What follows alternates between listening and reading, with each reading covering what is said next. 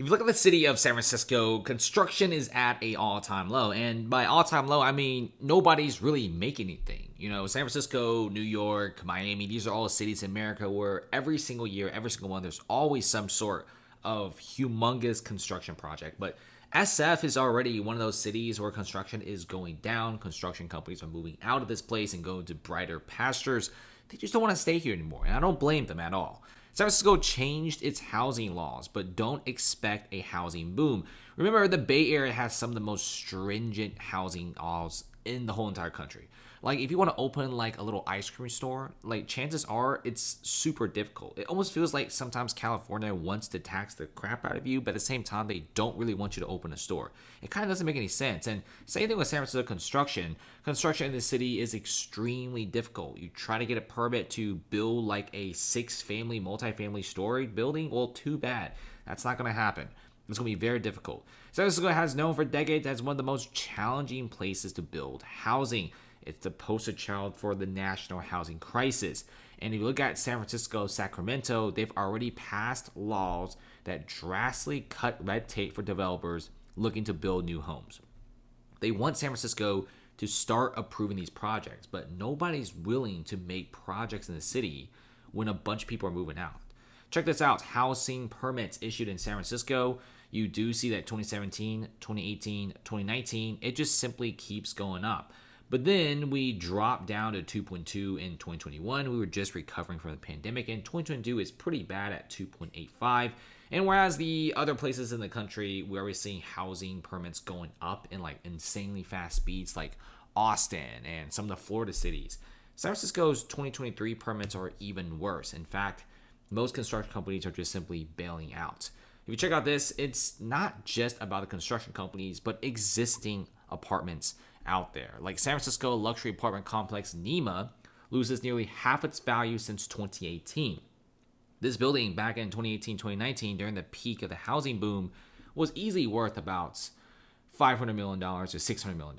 Now it's $280-ish million. And if you look at the NEMA building, this is by no means a bad building. Like, this is a pretty high-end, good-looking building next to like the ex-Twitter headquarters. It's also near like some of the Uber buildings too. Look at this building. Tell me this building is bad. It's not. It's a fantastic looking glass skyscraper that's offering luxury rentals. And right around the corner, you got 2 more luxury rentals. And they're also completely empty, which is freaking basically everyone out right now.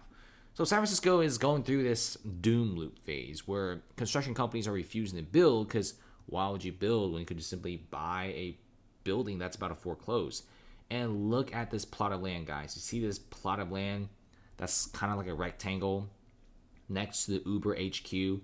Hayes Point. Guys, they're supposed to make like a 47-story massive skyscraper with penthouses and condos for sale. Look at how big this building is. That's why they canceled it. And the reason why they canceled it was there's no investor that's willing to pay up to $1.2 billion for this building, when you could just buy a building that's about the same size right next door for like less than $500,000 or like less than $500 million. That's what I meant. You get the idea. $280 million for this building or $1.2 billion for this new building. You get the idea. I'd rather buy the building that's about to foreclose. And that's what every developer is thinking right now. Why would you build when you could buy something cheaper? And look at this. Weekly cell phone traffic across U.S. cities. Everything is pretty bad, but some cities are pretty unique. We're seeing more cell phone activity. Like El Paso, it's doing pretty well. Salt Lake City is doing extremely well. It's one of the pandemic boom towns, but it's still booming. Now, a lot of other cities are taking massive hits in downtown, like New York. It's only 71% of what it was before. But look at San Francisco. It's literally 29%. It's the only city under 30%. It's worse than Cleveland. It's worse than St. Louis. It's worse than Minneapolis. It's worse than Portland. These are already terrible cities. And you being a very unique tech city drops down to 29% shows you that nobody's living in the city anymore. Cell phone activity is important. It just shows you how many people are literally in the downtown region. And when you're 29%, when you're worse than freaking Detroit, when you're worse than places like Oakland, yeah, like San Francisco really screwed itself pretty hard. And it's not just about cell phone activity. Look at the restaurant scene in San Francisco. Open Table, one of the biggest restaurant reservation companies out there, says 41% decline. That's huge. That's like half the people who used to eat have just canceled. And this is why restaurants are closing at a record pace in San Francisco. San Francisco's housing laws, yes, they're getting looser, but no one's here anymore. And of course, this came a little too late, and construction companies are just simply moving out. And I think San Francisco really needs to make itself a better and cleaner city, or else nobody's going to come here. Thanks for watching, guys, and see you later.